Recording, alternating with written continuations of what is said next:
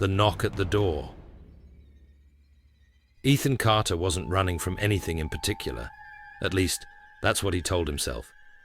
A freelance writer, used to solitude, he had spent years drowning in the chaos of city life. The noise, the crowds, the feeling of always being watched, yet never really seen. So, when the opportunity came to rent a small cabin deep in the woods, miles away from the nearest town, he took it without hesitation. A place to breathe, to write, to be alone. The cabin sat on the edge of a thick forest, only reachable by a narrow dirt road. It was old but sturdy, the kind of place where silence wasn't just a sound, it was a presence. At first, the quiet was peaceful. Then, it became something else. It was the third night in the cabin. A storm had rolled in, heavy rain hammering against the roof, wind groaning through the trees. Ethan had been working late, his laptop the only source of light in the darkened room. And then came the knock. A single, sharp knock at the front door. Ethan froze. He wasn't expecting anyone. Nobody should be out in this weather. Another knock. Slow, measured. He rose to his feet, moving toward the door, his heart beginning to thump against his ribs. Peering through the peephole, he saw them. 2 children, a boy and a girl, standing completely still in the rain. Their heads slightly tilted upward, as if they knew he was watching. Something was wrong. The visitors. Ethan's breath caught in his throat. The children stood there motionless. The rain poured over them, drenching their old-fashioned clothing. Too clean, too pristine for kids caught in a storm. The girl, slightly taller than the boy, lifted her head. Her face pale, expressionless. And then, she spoke. "Sir, can we come in?" Her voice was flat, too even, the kind of voice that didn't belong to a child. It was rehearsed, like she was repeating a line she didn't quite understand. "We're lost," she continued. "Our parents will be here soon." Ethan's grip on the doorknob tightened. His stomach twisted in a way he couldn't explain. Something inside him screamed, "Do not open the door." He cleared his throat, forcing his voice to stay calm. "Where are your parents?" No answer. The boy took a small step forward, tilting his head unnaturally. Ethan noticed something wrong about his eyes. The shadows cast by the porch light made it hard to tell, but they seemed too dark. Something primal clawed at Ethan's chest. A deep, unshakable fear. The girl spoke again, her tone never shifting. "We can't come in unless you let us." The wind howled. The house creaked. Ethan's hand hovered over the lock, his body fighting between logic and instinct. Then, the boy stepped closer. His face pressed against the glass pane beside the door, and Ethan saw them. His eyes, pure black, void of pupils, a hollow abyss staring straight into his soul. Ethan stumbled back, a wave of nausea hitting him. His mind raced. What was he looking at?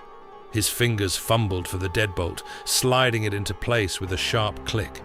The girl's voice came again, quieter this time. "We can't come in unless you let us. Something is wrong." Ethan backed away from the door, his breath shallow, pulse hammering in his ears. And this wasn't normal. These weren't just lost children. Something was wrong. The boy remained pressed against the glass, his black eyes locked onto Ethan, unblinking, hollow. Then he smiled. Not the kind of smile a child should have.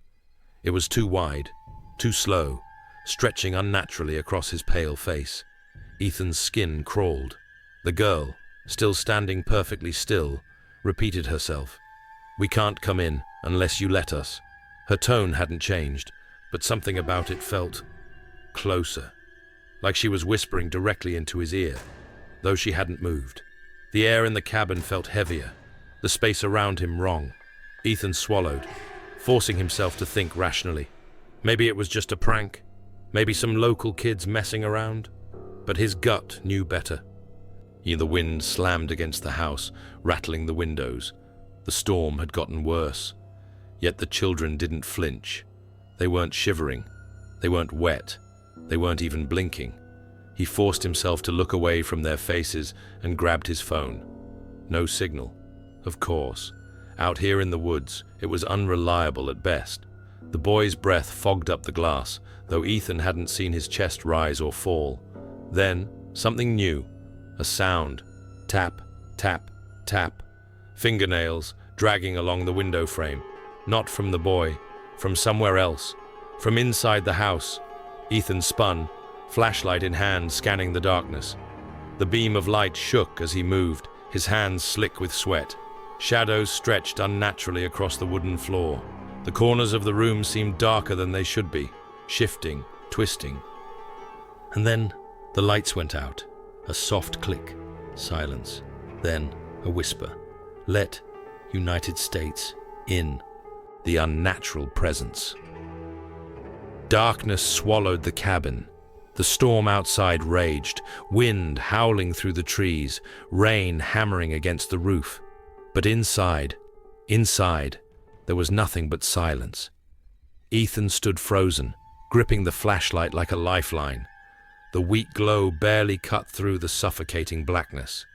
Then, movement. In the corner of the room, something shifted. Not the creak of wood, not the settling of an old house. Something else, something alive. His breath hitched as he swung the flashlight toward the noise. The beam flickered across the room. Nothing there. But the feeling remained. He wasn't alone. A whisper brushed against his ear, though no one was near him. Let United States in. Ethan's stomach lurched. The voice was inside the house now. Not from the door, not from outside. Inside. He stumbled backward, his mind racing. This isn't real. This isn't happening. The knocking at the door grew louder, harder. No longer just knocking, pounding. The children were still outside, or were they? He turned toward the window, heart pounding in his chest. The boy was gone. The girl remained, staring through the glass. But she wasn't smiling. She wasn't speaking. She was watching. Behind him, a shadow stretched unnaturally across the wall, growing, shifting. He didn't turn. He wouldn't turn. The whisper came again, slithering through the dark. "We can't come in unless you let us." His fingers tightened around the flashlight. He had to get out. Now, the silent standoff. Ethan's breathing came in shallow gasps. He forced himself to take a step back, then another. The pounding on the door had stopped. Silence. A silence so deep it pressed against his skull, made his ears ring. Slowly, he turned the flashlight toward the door. The peephole was dark. No movement. He swallowed hard, muscles tense. Maybe they were gone. Maybe it was over. A brittle sense of relief washed over him. He exhaled, shaky, chest tight. Then, tap, tap, tap. Not at the door, the window. His head snapped toward the sound, and his stomach dropped. The boy. He was staring in through the bedroom window, the second-floor bedroom window. Ethan's blood ran cold. The boy hadn't climbed, hadn't moved. He was just there. His black eyes empty, his face inches from the glass. No emotion, no expression, just watching. Then, slowly, impossibly, the boy lifted his hand and waved. Ethan stumbled backward, nearly dropping the flashlight. The girl was gone. His chest heaved, his vision blurred. He felt dizzy, wrong. Something was in the air, something thick, a presence, heavy as stone, coiling around him like smoke. His knees buckled. He caught himself against the wall. His mind screamed, "Get out!" But before he could move, before he could even breathe, a whisper, right beside his ear. "You should have let us in." The escape attempt. Ethan's body moved before his mind could catch up. He had to get out. His hands trembled as he grabbed his keys from the counter, his breath coming in ragged gasps. The flashlight beam jittered as he ran for the door. The storm outside roared, wind lashing against the house. Rain pounded the roof like hurried footsteps. He didn't care. He had to leave. Now. Fumbling, he yanked open the door and bolted into the night. The cold hit him first, sharp and biting. The rain soaked through his shirt instantly, but he didn't stop. His car sat at the end of the dirt path, barely visible through the downpour. He ran for it, feet slipping in the mud, heart slamming against his ribs. He reached the door, nearly ripping it open, and threw himself inside. The cabin loomed in the rearview mirror. Dark, quiet. The window of the second floor stood empty. The boy was gone. Ethan shoved the key into the ignition, his hands shaking. Turn, come on. The engine coughed, stalled. No. He twisted the key again. Nothing. His breath hitched. His skin prickled. He could feel it, something behind him. The car was not empty. Slowly, stiffly, he turned his head. The back seat was shrouded in darkness. The storm outside made shadows dance across the upholstery. Nothing there. Then, a whisper, right beside his ear. "You should have let us in." Ethan's scream caught in his throat. A shadow shifted in the back seat, barely visible in the rearview mirror. His shaking hands reached for the door handle, but a face emerged from the darkness. Black eyes, hollow, smiling. The boy. He was inside. The horrifying truth. Ethan's body locked up. The boy sat in the back seat, his hollow eyes watching, his face too smooth, too still. No breath, no movement, only that smile. Ethan lunged for the door handle, too slow. A cold hand gripped his wrist, fingers too thin, too long, pressing into his skin with an unnatural force. His vision swam. A wave of exhaustion hit him like a drug. His limbs felt heavy, his breath slow. The boy leaned forward, his voice a whisper, a sound that wasn't a sound. "You're almost ready." Ethan's head lolled forward. His heartbeat slowed. No, he had to fight this. He had to. Darkness. Silence. Time passed, but how much? A distant sound reached Ethan's ears. Wind. Rain. His body felt weak, his limbs stiff, his throat dry. With effort, he forced his eyes open. He was inside the cabin. The same chair. The same dim light. His keys still on the counter. Had he ever left? His mind swirled.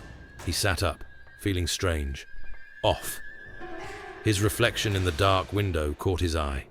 His skin was paler, his face slightly sunken, but it was his eyes that made his stomach drop. They weren't his. They were black, hollow. A sharp knock at the door made him flinch.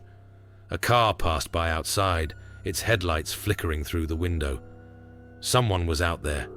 A stranger. Ethan's lips parted before he even realized. His voice, hollow and soft. "Let me in." The aftermath. The world outside moved on. The storm passed, the sun rose, the trees swayed gently in the wind, as if nothing had ever happened. But inside the cabin, something had changed. Ethan Carter no longer existed, not as he once did. He still looked like himself, mostly.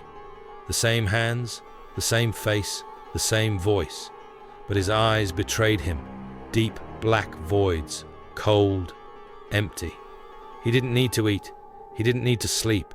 He only needed to wait for someone else, for the next knock, for the next lost traveler to come too close. And when they did, he would smile, he would speak, his voice even, hollow, rehearsed. "We can't come in unless you let us." And eventually, someone always does. Some doors should never be opened. Some invitations should never be accepted. But curiosity is a dangerous thing. So tell me, if you heard that knock in the middle of the night, would you let them in? If you enjoyed this story, make sure to like the video and subscribe for more tales that will keep you up at night. And remember, they're always watching.